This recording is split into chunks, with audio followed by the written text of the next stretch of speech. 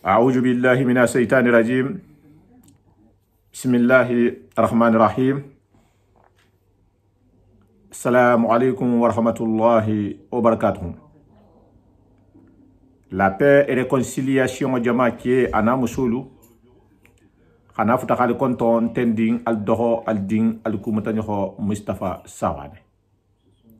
al konton barinya controla al konton mislime ya controla al konton controla famaji gobe control mento control membe khalsarin khasiya control beti namu mislimo dula controti ni wala assalamu alaikum wa rahmatullahi wa barakatuh. Mbari ngalu ala halon kalim ben tare jang ko hanyo homma tilin hanyo honna lono silo kan silo me musratal mustaqim silotin se dunia in soto nyadi manfo alkiyamola wo me fo non na lon naliko na alhajigo dolo be nyonna ndingen doxo nkumuta nyoko ni wala mo heraba jabiti bukhariya hereba jabi mo historien aleti nin kon ko historien histoire loyon on annabiyo molu wo saybolu histoire ntama kum foto fo ninke ala kanu ala kitabo kanu insha Allah dino la fasala jatu le mati wo kono ala wal hada le bembulu wal hada men bembulu hafata fo ninke na harin se kar konti kala tambila jamme kurala woto tan santam be dolu bulala la sagoto nga famu na fangala wala hada dole muyinti membe bondi muso dola histoire ma muso yi akata alanya silan nalati akata sabar lalati bar muso yi nin kata musuleti to nyogo lata men kay ha to nyigi bari ngalu ala halon ko mon na ustad sevem fois damuto la be na la histoire na mela histoire ken de palemo histoire muso yin la histoire be fola bar histoire be kuma la nte na telle kan ala ko nga fata ni hon toni gila to nyogo be siarin na wahato yin to bi hala mun kan parce que concernant le car sa toni gila wallahi ko fushi me bato men fara men ala nsede yala isi lankan parce que be silan ni nyale mo ho toni gi tentum hasongo la men ta songoti sariyan hat hamuta ou bien haji gwa mo holiye mbar nga ni men na baro mu e ba lon na nyin to hafu ka manni ustad la kuma kono kusiya mambe mo holu kambi satar ni hala saha ifanga baro lemu parce que ibe mo nyaaga be mo to jigile be ko be kelala ni la banya manyinya ou bien kudo tahti so to harama iteju alinga ke barake ne kelati alen kana mo holu to nyigi la satara ijigo fangantementi par janni be kura ko mo india bela mbalni na karam hokke bulala no wolo mun na ustad bati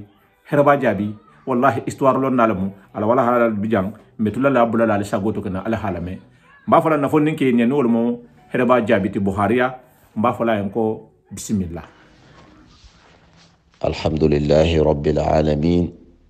alhamdulillahi wassalatu wassalamu ala khayri khalqillahi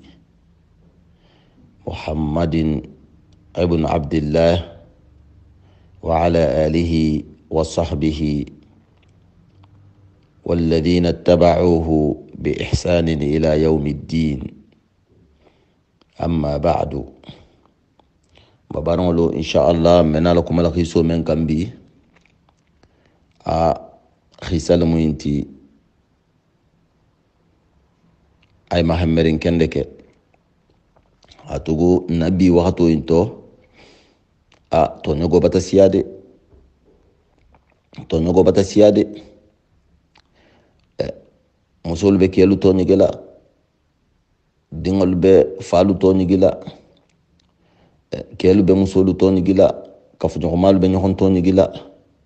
surtout ni fero tarata menye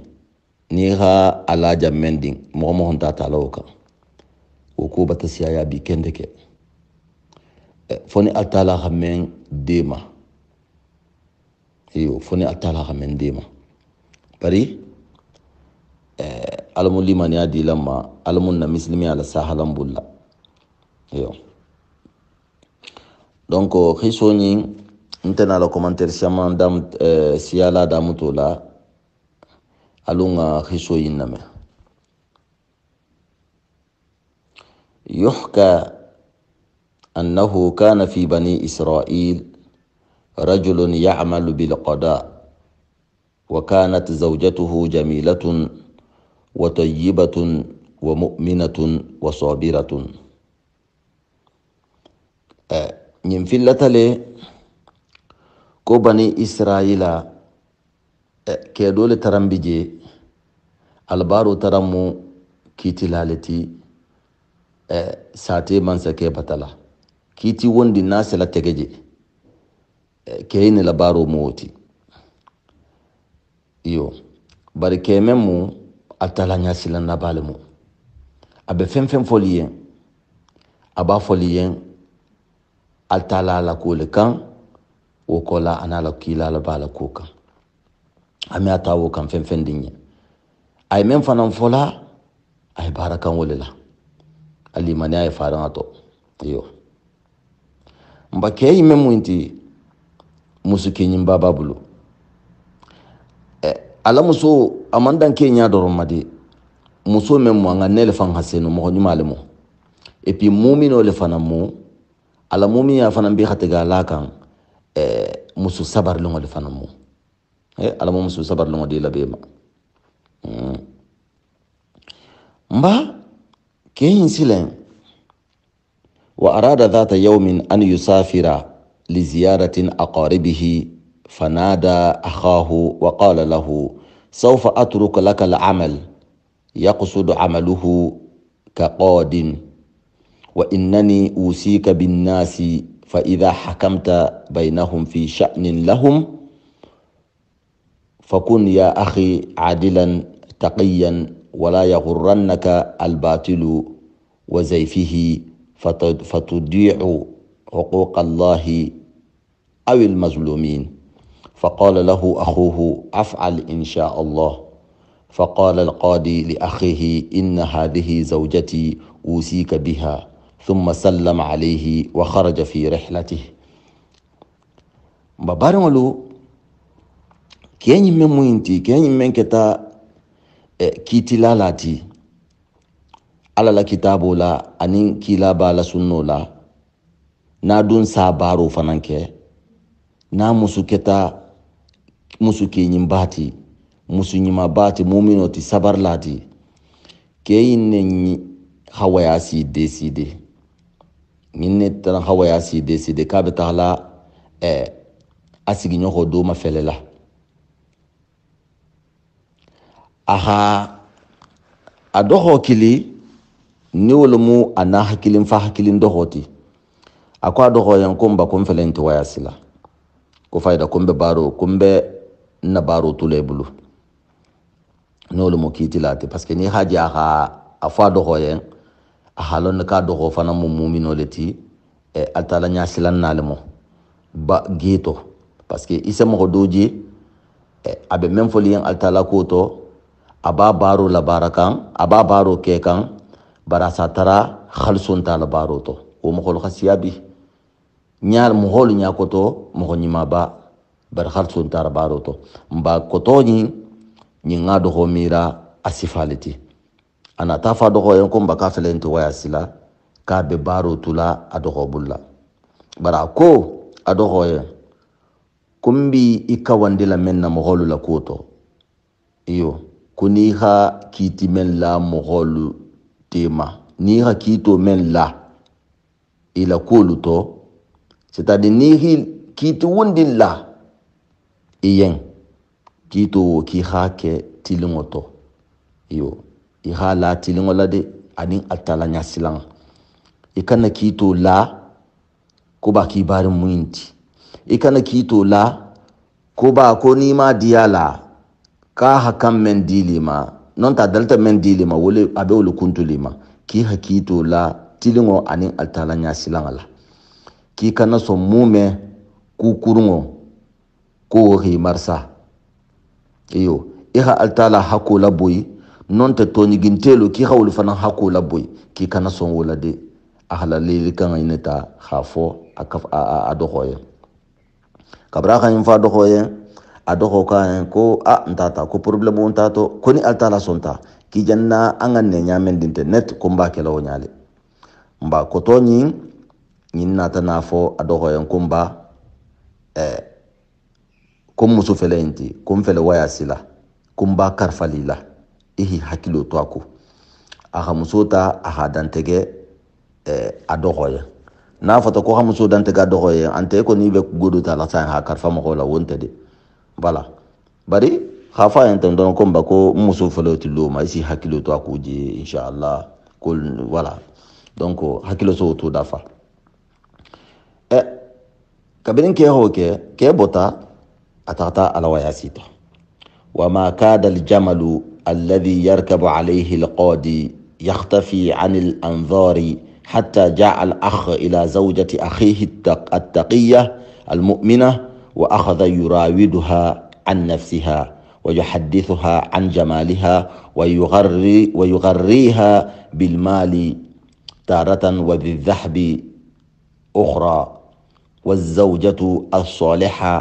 ترفض أن تخون زوجها وتغضب ربها مبارنولو كي تخطى كي يلتا على بورين كان فنو من كان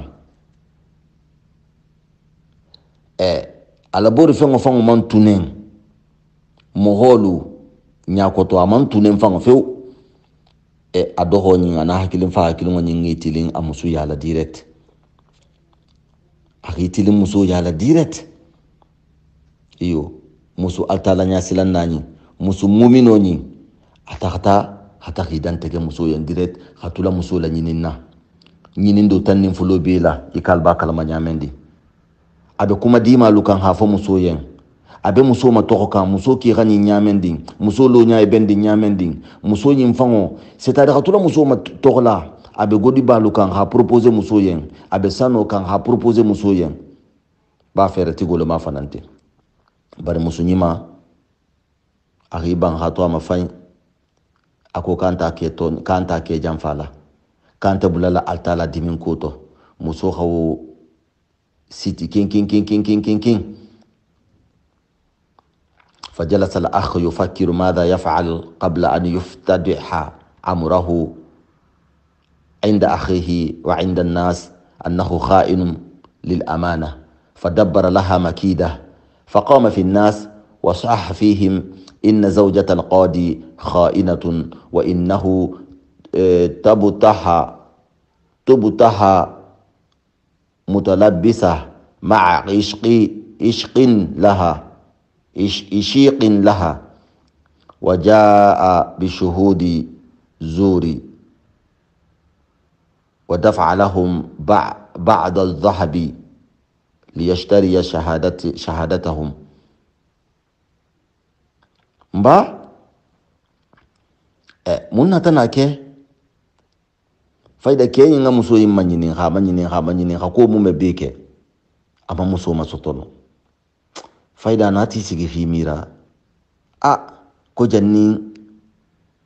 abata muso la nyini tinyaro buloma muso manson abata godo proposer ko mu me beke muso manson anu na khayin ko tuten sani agawo ga muso benala ala ko fenyela le akeya jama fanan sena ba kalama ake do mu kitila lalati esena la sigi o kito kunna anu muslimi asare on be appliquer kan ila sate kon laji ni menga jeno ke menga kan lalika ni menga sunyaro ke menga kan lalika ke khala saka jannabe na la malula anatana munke ko jannin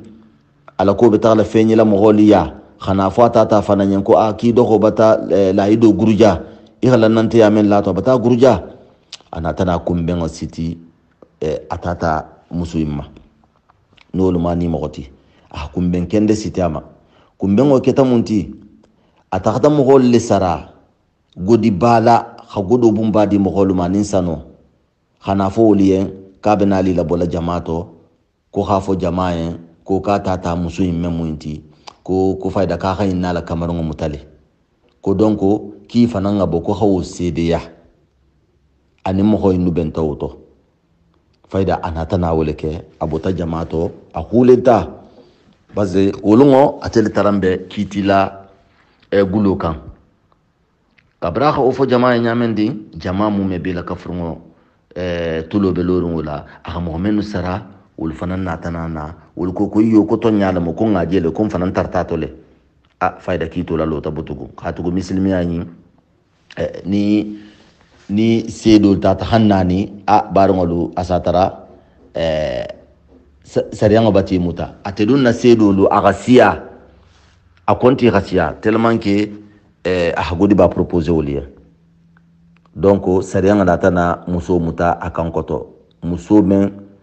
amalon bi kumembe mutarin amalon sinin kumembe mutarin atebala mento woluma ake makonoti anin altala batu muso be woleto muso kana fantara problem bayinto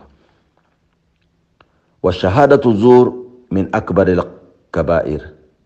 wa shahida shuhud az-zur ala zawjati salihah bizina wa rafa'a amruha ila al-malik fa amara al-malik bi rajmiha ma sedian juriyo khafen sedia même manke nyala barango yunubo beto balemo yunubo beto kumbalemo igana ita ki dabula koto khafo yo ka keta nyala len sa sedia iyo wasahata isamele wasahata amanka nyala bi amanka nyala sini khafaniata kha sedia kham dobla nambaroto wo mu junubo beto junubo kumbalati mba jamaa nunata sede yaro ke muso kan muso men kata muso sinoti jenola mba ina tana muso makiti faida sariyan ha muso muta pasi se dolu batabo ya muso la kota ha samba man sate man sakeya sate man sake fana akoko ha muso kurlabu ke ha muso kurlabu fa hafaru laha hufratan ورجمت حتى خطتها الحجارة ولكنها لم تكن قد ماتت بعد فأخذت تئن من الألم فسمعها رجل طيب كان يعمل أن هذا الأخ شرير وأن السيد بريئة وطاهرة فحملها في ظلام الليل إلى بيته وطلب من زوجته أن تهتم بأمرها وأن تعالجها مما بها من جروح babarngolu ina tana taga hadin ko jaga amso blato ike albe ba kalma nyamendi mo ko sekur la bu nyamendi ni xame ko muslimi ya sate kendo altala la sariya ngasila bara jamendi muslimi ya sariya kendo lo moti barbi ntul la sate libe keri nabi aketan tul fango ko ji khafisa makatile ano ni sunya ro keta mo bulume kuntu ni je no keta mo me kur la bu muslimi ya sariya fen ne me appliquer ji wodun se appliquer jamendi tul bi fango la fisi ala nonti mba ina ta dinko jaga khamuso bula dinko to khamuso kur la bu muso kur la bunta tellement que jamaa siya membe muso kur la bunne khamuso kur la bun han kuro fango siya jahuta muso kan kuro khamuso fango badi c'est-à-dire muso bi jamen to kuro siya jahuta iko dina ta kuro jurma kan khamuso la tunan kuro to muso la tunan ta kuro to nonni aketa jamaa mo me bela kafuren ko muso bataban jarfa muso mamba muso bi nila kili kumbalu kan hakije dimingo kan ke dobe sate kon laje ke sobe balmu won tambi tole na tanana nguntan kan me kuro inu kotola hatu kewo aha lonne ko muso nyin menje na kurla bunten ka dogo memu inti ko mo kurungole mo nyimante ke wo be wo kalama aha lonne ko muso yimu musu nyimaleti ahalon ne ko muso nyin to ni gitale so kurungo ke yinna tanana taxa muso nyin labo dinko yin kono aga sambala bu kono la ako atefanga muso yen ko amuso ka occuper muso yin maka ajara ko hatu ko muso nyi malemo ka to ni gitale wa ba'da an shufiyata أعطت زوجة الرجل الطيب ابنها للمرأة الصالحة المظلومة لتربيه لها وذات ليلة هجم عليها أحد اللصوص ليسرقها فلما رأته صرخت فقام بضربها بالسكين فجاء في الطفل المسكين فسقط قتيلا فحملته وذهبت تبكي وتحكي لأمه ما حدث فلم تصدقها وظلت تضربها وحبستها وأخذت كل يوم تعذبها وتحرقها بالنار. مبا muso yin na tana ta dun ke nyi ma yin kan ana musu mu amusu mu ke nyi musu okipita muso yin ma a okipita ma han muso ken diata tellement ke yin fana musu hajigo la musu ken do into c'est-à-dire ke men kwa muso yin ka ha okipe muso yin ka ha jara kabiri muso jarata muso men okipita ma wona tana adinkilin fanga ta ha tu muso yin sagoto ha di muso yin ko muso yin ngadin wala kulaye adajigo la parce que ni lata mo hola le isi dingo da maka hala kulo adaji gola eyo dingo do akulu ta mo bula ba adaji go talalde donc muso nyin na tana dingo kabra kurata musu to ni ginte yi ha muso men to ni gije no la kabra kurata njarla aha dinke ta hadama ka hala kulaye mba dinke nyimbe muso yin ya nonne sungo do na tana na dum muso yin kan ka betala muso yin sunyala muso nata na sungo je muso hulenta kabra hulenta nyamen din sungo hamurota ka ba tutula muso to atakata tutu wandi dingo leto wandi dingo men dita amaka halakulu muso hulenta abe sungo yen ka be muso le fa kan jari fan atata muro tutu wandi dingo leto men kar fata muso la muso nata na dinno ne tasilen atakata ti ala moholiya abe kasikan abe hulenkan anata ko nya sifa dinno wala mo oliyen sungo nata aka nyamendin ko lu tambita nyamendin bari faida muso men fana nga jara na jigo bato na hadin da ma fana manna lala butugu wona tana muso yin guso da muta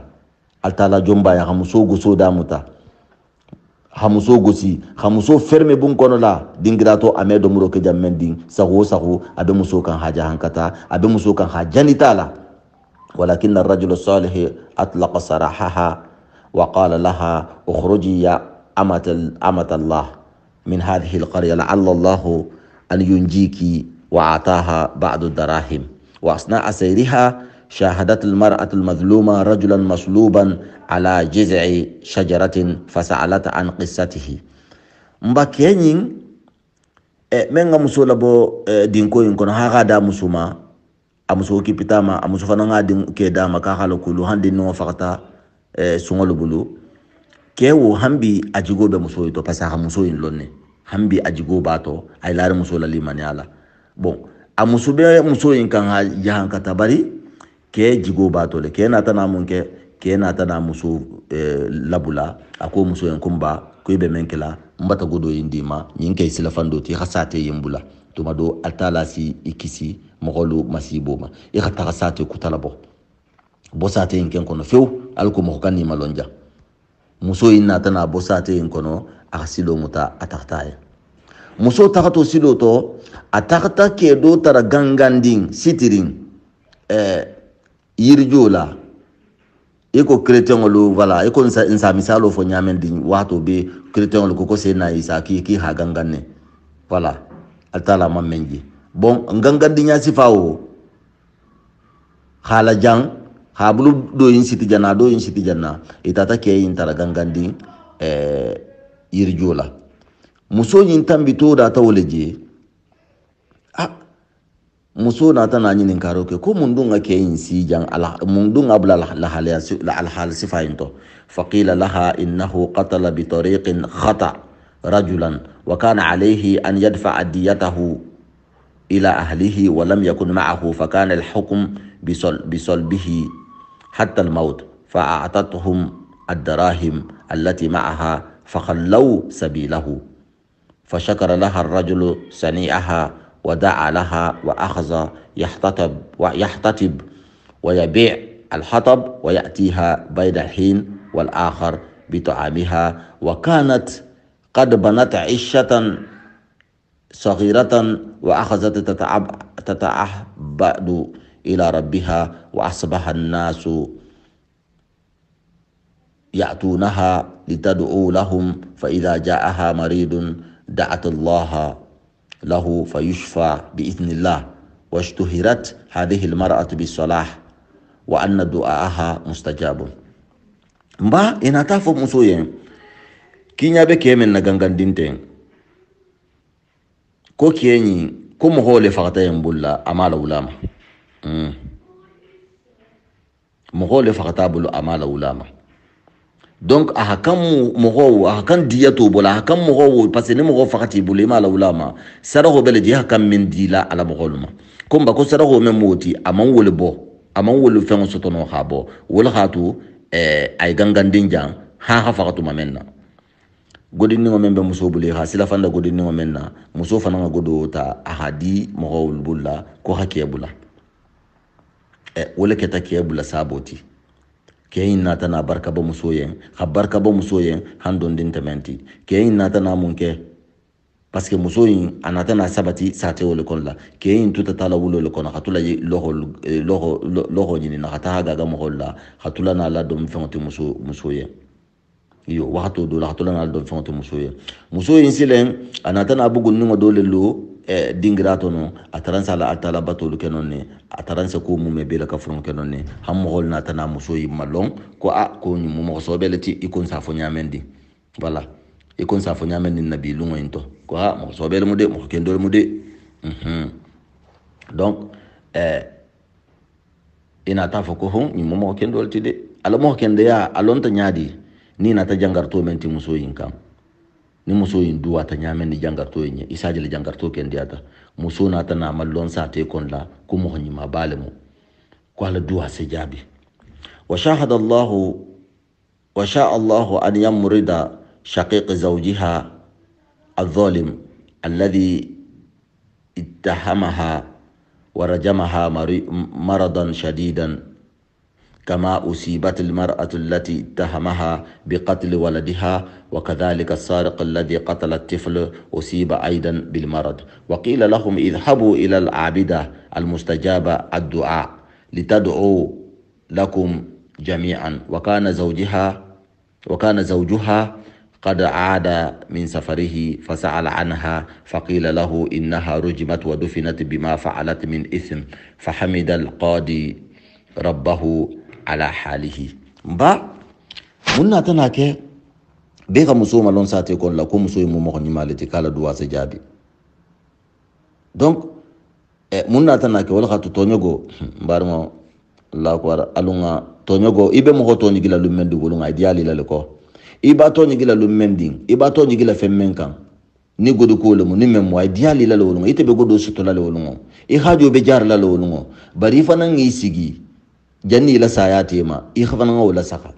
ise mo si amanje bi tension o se do la boy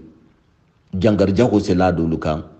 gole jago se la do lukan fem dinte fo hakko asiyama babeji hakko lemu ma fa be de bara asiyama babeji hakko lemu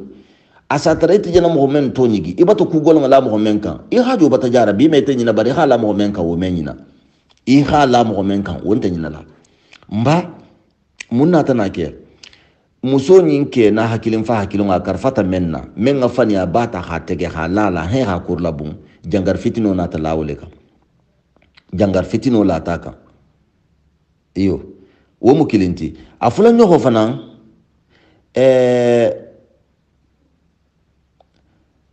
muso men fana nga dinke ta hadama muso men nga ajara na ha dinke fana ta hadama ka hala kulu jangaro lata muso fana ka sungo men fana na ta bun kono la ka be sunya roke la ahamuro la boka be muso fala amuro ta be kamarin wayinti aga men faka bulla musungo fana jangarta iyo wole na ta na fo jama'a mu me bela ka furmo jangarto yi kalu taha dingira kara sato ko muso do bije ko alta la batula balemu duwa jabi moko balemu kala duwa se jabi ka khata duwa li alla jangaro la koto wobe kala tuma men na hatara muso yin fango ke batana habo ala wayasi to muso na tana ke amuso manyininka c'est-à-dire muso men janna kurla bunte kalba e kal khafa mo khiso to nyamendi muso ke batan nari muso ke na ta nyamendi ke ha muso manyininka ko muso dum e kayan ina ta fa ko akoy muso ko fayda ko ka ha jeno leke ki ha kurla bun ko he ka ba de tajanni akurla bun ta dingira ni ke fanan alali man ay sabatiri ame diminno parce que a halon de ko membe jeno dala na khatra be wonyale ke khalta la tantu amam fen fen dimfo wa ba'da tasallumihi عمله بالقضاء قال له الناس إن هناك امرأة صالحة احمل أخاك إليها لتدعو له الله ليشفيه فحمله وسار به إليها واصطحب معه المرأة التي كانت تعذبها والسارق القاتل والشهود الزور والذين كانوا قد أصيبوا أيضا بالمرض عندما وصلوا إليها فلما رأتهم عرفتهم فقالت لهم إن شفاعكم جميعا في أن يعترف كل منكم بذنبه ويستغفر ربه ويطلب السماح ممن ظلمهم فقال شقيق القاضي لقد ظلمت زوجتك ورجمتها ظلما مبا كبرين مسو كيناتا فايدا على بارو لساجي تاما أدوخو على بارو لساجي ما إنا تافو keyen ko ko musu dobi janten sate no do ko musu nyima ba ko ba ki do ho mankende ibata jangar to tara imiata i khasamba jal ko khata duwa i do ho yal ko do ho si jara nyamendi ke kha do hota a khasamba musu yinya iyo ani musu men fanan tarambe musu yingo sikambun konda ko ba ko kadi ngo bata faqabulla musu fanan ngalo ke ko Mohamed fana nata sedia jura loke c'est-à-dire khafania sedia nyama mengi jama'u fana be la kafro jangartali jangaru golmo nata mbe kan menu hibula ke indoko hatta khafania sedia nyama mbeji nyinu fana mume be la kafro jangartali nyinu fana be ha loke inko ani jangarto kutalu e be ha loke inko itakata muso inka e siringo muso inka muso be malon inata ta hidan tege kabri hidan tege muso ko ye kumba kala jangaro baso munti kalmu me bela kafrungo hakanne khaynalo ala khato nyugo menke khaynalo ko akonga to nyugo kele khafida la be khasediama ko atala sa aljunubo khafari e pe atala sa lokendia badni mem mawoke ki imekendiano ani mo men afandante gayen wolo folo bana tahilo woko jama be la kafrungo to akhi e pi fane ha momento ni gibi nyatili na wala ani mo ngi nyatili ngakela ako ke bar wotumo ke fanga malo fanga ka musulumu intiko ke fanga malo folo ka musulumu inti je mbeto tem folo amal lo fanga ka ja musulnya ko tote donc ke inna tanelo ko a faida ko ngi musuto ni gile donc nga jama sara alko khana nare khana nakumo sembentia donc inati musuma bun tonyo goka iyo hafa patabati en ka fatali bari dodo malon kata musolo moti donc ani mo kha kuma kango lalo wokola men fana nga sedi an jure loke wol fana nata men fana nata ka sedi jure loke wol fana nata laqad shahidna bizur fa asabana almarad فقال القاضي سامحك الله يا أخي وعفى عنك إن شاء الله من فنن خسيدان جورا لو فنياكي والفنن جنگر تل جنگر غولي bari kabiri wol fana nga wulalu mansa ke kitila la nye kitila la ko komba ko alamu yam falaluma kalamu yam falaluma kuna sonta kase yam faluma kasa la kendi afana wa qalat al mar'a musuna tana muso men fana nga muso do ngosi atel muso jara khadingo di muso ma wo fana nga tanya sifa wa ko laqad darabtu wa azabtu tilka al mar'a واتهمتها أنها قتلت ابني وها هو القاتل أمامي طليق فقال السارق لقد قتلت الطفل وكنت أقصد المرأة وسرقتها مسوناتي له أكو كنا مسو ينغسيلي كنا جهان كتلي كنا توني جيلي نكاتل خندينغو فقا جارفا أتمنى فقا سنغو فلين تلوري من خندينغو فقا sungo fana nga kumota sungo ko kontel khadinno ngam faka bari ntarambe nyalla musole fakala non seulement nata mususu nya dulale bari agidi tan kam nyamende ngomba murota la nga faka murota taben dinno inti e behi tala loji faqalat al mar'atu al abida mba muso inata na kuma silen e be nata na duwani ndula muso men nya tonyogo ibeha muso men tonigi muso ko allahumma kama ara'aytahum jazaa'u dhulm اللهم فإن المرأة المظلومة الصابرة قد سامحتهم جميعا فنظر إليها القاضي وقال أعنك يا زوجتي التقية الصالحة لا زلت على قيد الحياة قالت له نعم إن الله يدافع عن الذين آمنوا وقد أنجاني وبراءني فالحمد لله على ذلك فطلب منها الجميع أن تسامحهم وأن تعفو amma fa'alu biha ba muso na tana kan na bosile muso men kita altala jomba yanti ako kum marigo e ko baki bataji de iyo ko ten toni gu mogolu sara toni gintelu e sara e ko baka bi tele bolla de itel ken ngalo e bala la nyamendi donc e ha musumen toni gi parce que e be mbito te mo fa malon ka tele mo ako kum marigo muso men keta tonigi ira muso men tonigi na keta muso sabar longoti amanke muso kurngoti be ha tonigi komba ko muso ken bata yam fayma abata yam faymu me be la ka furngoma ko baki bati la baro lalo ko barka kito ken bi tele bulla butugo marigo ni se yam fayma ni me yam fayma ni si la kenda ni mi la kenda bari ha muso men kon tonigi o ken bata yam fayma kabiri muso kurata kumala akebe lori akemen keta kitilala intike ha muso la saganyam nako kitile mum musuti muso atala nyasila na muso nyima ko donc kibe balo to hambi parce que muso me fili ake kuma kangama kef aton ke me fili muso ko ako muso kuma kangama i muso sanse ta nyawo nyande muso kuma kangama ni ala halul Kenya muso ke ha muso kuma nyato ge nyame da muso fa to ga halon ka muso lo mundi ako ko hambi be balorin muso ko iyo ko mbe balorin ko atala se mo holle defa mo menu limani atama ni limani ata altala ma ila limani ya khalsata wallahi altala se kukiyen ase kudo ken kiyen i hakilinte memma kumba ko altala le khan nakisi mo kurun ma iyo a khan nakito la iko men janna kete mo kurun no tema kumba kombe altala tanturin